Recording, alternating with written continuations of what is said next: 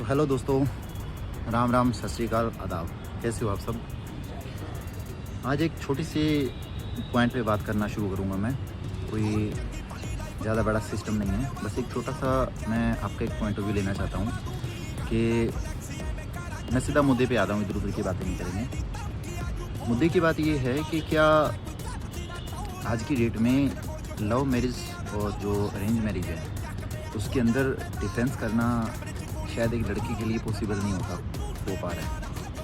क्योंकि भाई जो लव मैरिज कर रहा है उसके साथ भी यही हाल हो रहा है। क्योंकि अगर वो लव मैरिज कर रहा है तो उसके घर वाले हाथ नहीं पकड़ रहे, और अगर वो अरेंज मैरिज कर रहा है तो उसकी जो बीवी है वो नहीं हाथ पकड़ रही। अब आप ज़्यादा दूर मत जाओ, आप ये पुणे वाला केस देख लो, जो रिया एक्सी है उसका जो केस हुआ है।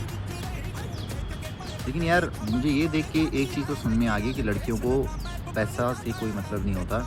आप लड़की के अगर दिमाग में घुसे पड़े हो ना कि अगर आपकी इमेज लड़की के मायने में बनी हुई है तो भाई चाहे आप नल्ले से नल्ले हो, एकदम ढल्ले से डल्ले हो, तो भी आपका मतलब आप उसके दिल में जगह रखते हो, समझ रहे हो। और जो अभी जो चेतन भाई जिसकी मतलब जिसका मतलब मर्डर किया गया है, तो सोचो उस बंदे के पास 600 करोड़ की प्रॉपर्टी थी भाई, समझ रहे हो। आप और हमारे जैसे तो कहीं एग्जिस्ट भी नहीं करते हैं, हम लोग तो 15-20 हज़ार रुपये कमाने वाले हैं। उस बंदे के पास 600 करोड़ की प्रॉपर्टी थी, उसे ये रीज़न दे के डिनाई कर दिया गया कि क्योंकि उसके सर पे बाल नहीं थे, मतलब कुछ पीछे की जगह में उसके बाल थोड़े से मतलब हेयर फॉल हो चुका था, और वो उसकी जगह ऐसा सुना है कि वो नकली बाल लगाता था। तो आप सोच सकते हो कि लड़कियों की जो इमेज है वो कहाँ जा रही है।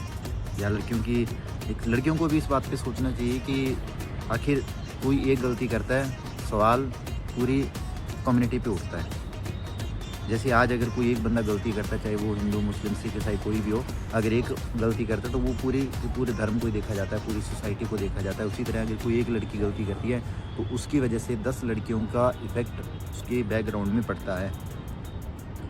आप यकीन नहीं करोगे, ये जो केस हुआ है या इससे पहले जो केस हुए हैं, इन सब केस को देखते हुए लगभग इंडिया के 25% लड़कों ने शादी करने के फैसले पे सोचना शुरू कर दिया है कि क्या करें, शादी करें या रहने दें। समझ रहे हो कि शादी करें या रहने दें। और वैसे भाई मैं तो एक बात क्लियर कहूँगा, चाहे आपको बुरी लगे अच्छी लगे वो आप देखो, अगर आप महीने में 50,000 रुपये भी नहीं कमा रहे हो ना, कम से कम 50,000 रुपये, तो आपको शादी करने की ज़रूरत नहीं है। अगर आप अकेले रह सकते हो, अकेले खुश रह सकते हो, अकेले खाना बना सकते हो, अकेले कमा सकते हो, तो भाई ज़िंदगी बहुत अनमोल है। अकेले रहो, सबसे बेस्ट लाइफ है। इतनी बड़ी दुनिया यार, कुछ भी अचीव हो सकता है, सब कुछ मिल सकता है, पैसा कमाओ। समझ रहे हो मेरी बात? अगर आप 50-60 हज़ार रुपये महीना का कमा सकते हो तो उस 50-60 हज़ार में से मान के चलो आपका 40,000 रुपये आपका घर खर्च होगा भाई। जो लड़की आपके पीछे आएगी, मान लो कि 100 में से 50 लड़कियां मान लेते हैं सही होती है।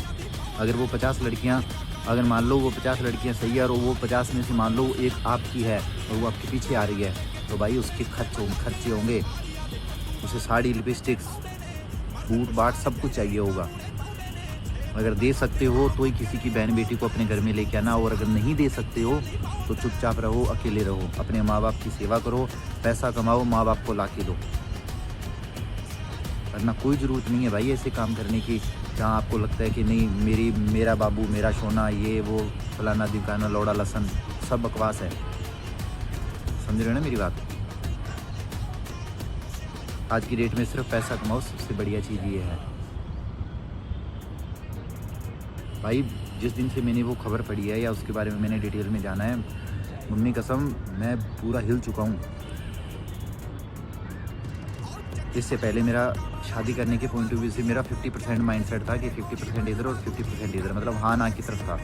और जब से ये केस हुआ है ना, मेरा 80% माइंड सेट ना की तरफ हो चुका है कि मुझे शादी नहीं करनी है भाई, मैं अकेला रह सकता हूँ।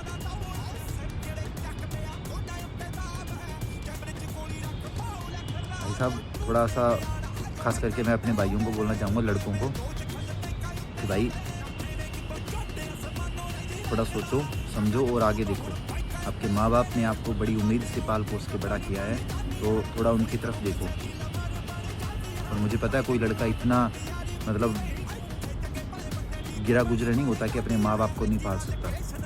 जब एक लड़का एक परिवार को पाल सकता है, 2 बच्चों को पाल सकता है, माँ बाप को पाल सकता है ना, वो बच्चा अकेला माँ बाप को भी पाल सकता है। इसलिए प्यार व्यार छोड़ो, सिर्फ अपने माँ बाप की ख्वाहिशों पे ध्यान दो। उनको क्या चाहिए यार, प्यार व्यार का चक्कर छोड़ो। और ख़ास करके लड़कियों का बिल्कुल भी कुछ भी कर देना, लेकिन हंसती और रोती हुई लड़की पे कतई भी ट्रस्ट नहीं करना है, समझ रहे हो ना। हंसती और रोती लड़की पे विश्वास नहीं करना है, कुछ भी हो जाए।